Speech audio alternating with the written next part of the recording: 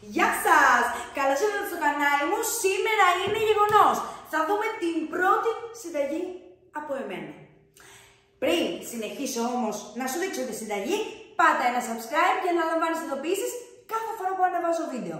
Λοιπόν, σήμερα θα φτιάξουμε μπάρες υγιεινές, γρήγορες και θρεπτικές. Τι θα χρειαστούμε? 200 γραμμάρια χουρμάδες, εγώ τους έχω χτυπήσει ήδη. 200 γραμμάρια βρώμη, 40 γραμμάρια καρύδια, εκχύλισμα βανίλιας, σταγόνες σοκολάτας και πρωτεΐνη, εάν έχετε. Δεν είναι απαραίτητο.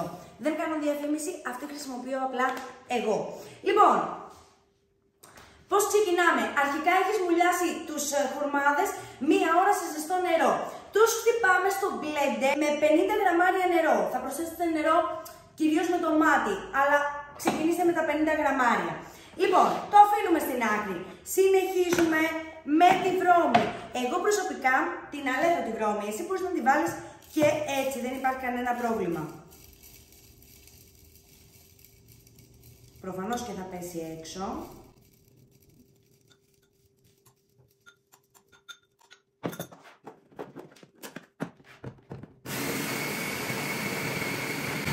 Τέλεια, έτοιμη.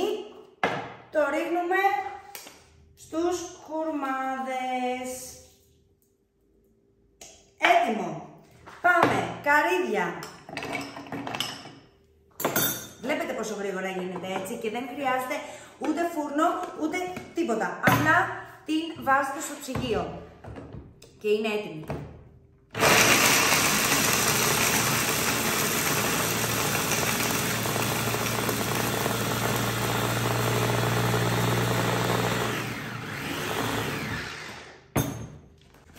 Έτοιμα και τα καρύδια μας.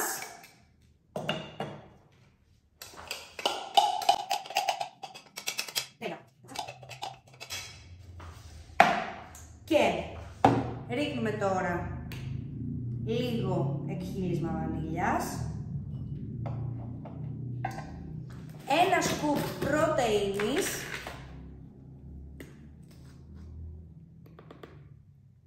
ό,τι γεύση θέλετε εννοείται, έτσι. Δεν υπάρχει θέμα στη γεύση. Ωραία. Εγώ τις σταγόνες τις ρίχνω από πάνω. Εσείς μπορείτε να τις βάλετε και τώρα στο μείγμα. Ανακατεύουμε. Το κάνω πρώτα με το κουτάλι και σε λίγο θα βάλω και χέρι. Σε 5 λεπτά είναι έτοιμο, παιδιά. Αυτό ήταν. Και έχετε έτοιμο σνακ για απογευματινό, για δεκατιανό, για τα παιδιά σας. Βέβαια, αν το προορίζετε για τα παιδιά σας, μην βάλετε πρωτεΐνη, θα είναι καλύτερα εννοείται. Λοιπόν, τώρα βάζω χέρι, δεν γίνεται διαφορετικά.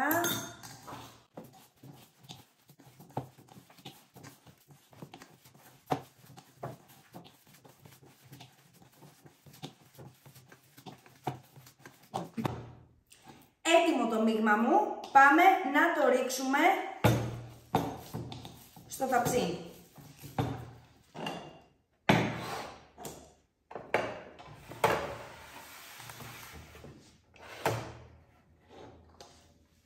Καλά, τώρα μην περιμένετε παρουσίαση Άκη Πετρετζίκη, έτσι. Προφανώς δεν είμαι ο Άκης Πετρετζίκης.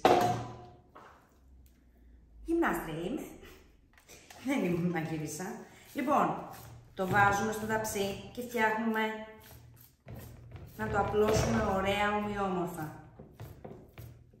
Φυσικά, εάν θέλετε, εσείς μπορείτε να βάλετε διπλάσιες ποσότητες, ώστε να βγει μεγαλύτερο. Εμένα όμως μου αρκεί αυτό σύμφωνα με τη διατροφή που κάνω. Επίσης, να ξέρετε ότι μπορείτε να το συνδυάσετε με cottage.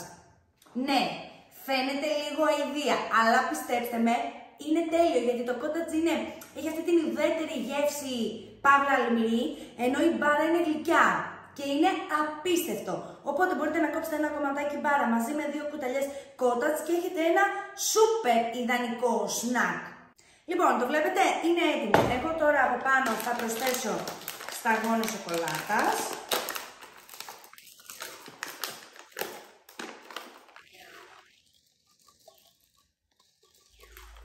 Ωραία, τις πατάω και λίγο με το κουτάλι για να μπουν μέσα και να μην φεύγουν όταν κόβω τα κομμάτια μου.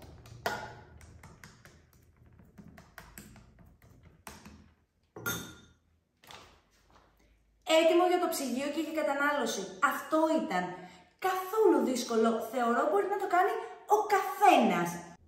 Επίσης, εάν σκοπεύετε να φτιάξετε μεγαλύτερη ποσότητα και να την έχετε στο ψυγείο για αρκετές μέρες, βάλτε την καλύτερα σε ένα ταπεράκι.